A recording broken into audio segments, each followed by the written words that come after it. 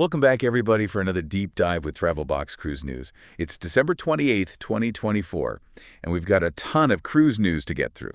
This is episode 3, and wow, we've got some big stories. Carnival's making some itinerary changes, the CDC's released their sanitation scores, and there's been a man overboard on the Norwegian Epic. But don't worry, we'll end on a lighter note with a really unique Mississippi River cruise. Yeah, that sounds like a good one. So are you ready to dive in? Let's go. All right, first up, Carnival's itinerary adjustments. 6 ships, multiple sailings in 2025 and 2026. What's the deal? Well, it's not as bad as it sounds. These aren't cancellations, just some port swaps and date changes. This kind of thing happens sometimes, but obviously it's important to know what it means for passengers. Absolutely. Okay, so let's get specific. The Carnival celebration is swapping San Juan, Puerto Rico for Amber Cove in the Dominican Republic on some of its 2025 and 2026 sailings. I bet some passengers who are looking forward to Old San Juan are going to be disappointed. Yeah, it's a completely different experience. Amber Cove is beautiful, of course, with its beaches and water activities, but you go to San Juan for that unique history and architecture and Caribbean culture. You can't really beat those cobblestone streets. Then there's the sunshine, the vista, and the sunrise, all replacing Half Moon Cay with Princess Cays on certain dates. These are both private islands, so what's the difference? Well, Half Moon Cay is known for its natural beauty. It's got that deserted island feel, perfect for, Instagram. But Princess Cays is more developed with more shops, restaurants, and activities. So it depends what you're looking for. Do you want that secluded paradise or a more lively experience? Good point. And the Carnival magic is swapping St. Thomas for St. Croix on some sailings. St. Croix is kind of a hidden gem in the U.S. Virgin Islands. Absolutely.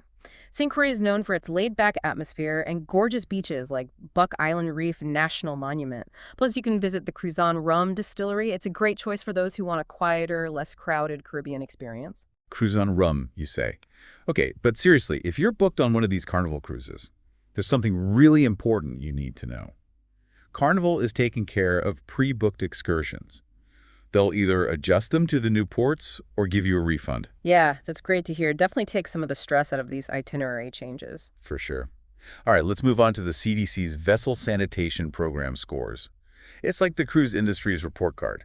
Everyone wants to know how their favorite ships did. Exactly. And the CDC inspectors really do a thorough job. They check everything from the swimming pools and galleys to the hand washing stations and medical facilities. They're looking for any signs of contamination or, anything unsanitary. And anything below 85 out of 100 is a failing grade, right? So what's the good news? The good news is the average score for 2024 was 95.9. That's really high. So overall, cruise industry is doing a great job with sanitation and hygiene. Well, that's a relief. But I'm guessing not every ship got an A+. Unfortunately, no. 9 ships scored below 90, and 3 of those were Carnival ships. Yeah, it's a little concerning. Definitely. One ship scoring low could be a fluke, but 3 from the same line? That's kind of a pattern. It makes you wonder if they need to reevaluate their procedures and training. I agree. And for our listeners, this is a reminder to always check the CDC's Vessel Sanitation Program website before you book a cruise. You can see the scores for yourself and get a good idea of how clean and safe a particular ship is. It's like checking the health inspection rating for a restaurant. We'll make sure they're up to par. Okay, this next story is a tough one. There was a man overboard incident on the Norwegian Epic. A 51-year-old man went missing while the ship was on its way to the Bahamas. It's a terrible situation. Sadly, these things do happen. And in this case, the search and rescue efforts were hampered by nightfall, which makes it extremely difficult to find someone in the ocean. Yeah, it's heartbreaking. He was reported missing in the afternoon, and despite a huge search by the crew and the Coast Guard, they couldn't find him. It's a stark reminder of how dangerous it can be at sea. It really is. And it's so important to follow safety protocols on board and be aware of your surroundings. Especially on balconies and open decks. Our thoughts are with the man's family and friends. Okay, so let's talk about this Mississippi River cruise.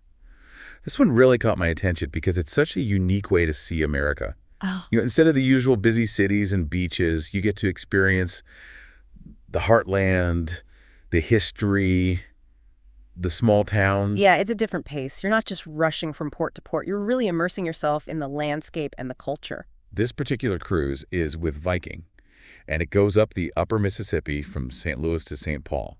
You can see bald eagles and visit these charming river towns. And there are even stops at places connected to Mark Twain. It's like traveling through time and literature. You can visit Mark Twain's boyhood home in Hannibal, Missouri, or explore the town that inspired Becky Thatcher.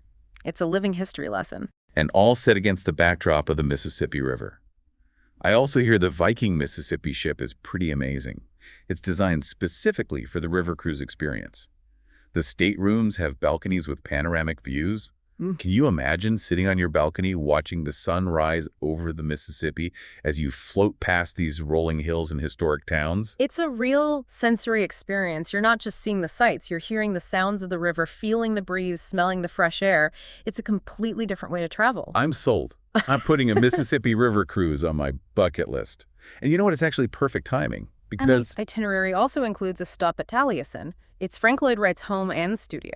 A must-see for anyone who's into architecture or design. wow, really? Talien's is on the Mississippi River. I had no idea. That makes this cruise even more interesting. It's like the perfect combination of history, culture, and nature. It's amazing how these river cruises can blend together so many different things. Okay, so this Viking Mississippi cruise sounds incredible. But is it affordable?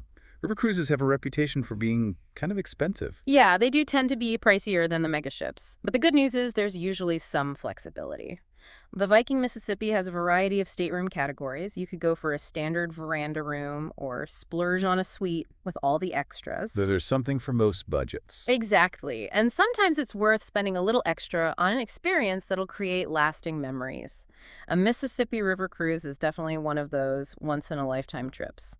I agree. It's an investment in yourself. Well, we've covered Carnival's itinerary changes, the CDC sanitation scores, that sad man overboard incident, and this amazing Mississippi River cruise. And if you're feeling inspired to plan your next adventure, remember, the Travel Box International is here to help. Whether you're dreaming of a mega ship, a cozy river cruise, or even a voyage on a modern-day ocean liner, we've got you covered. Our team is passionate about making travel dreams a reality, so don't hesitate to reach out and let us help you find your perfect cruise. That's right. Until next time, keep exploring, keep dreaming, and happy cruising.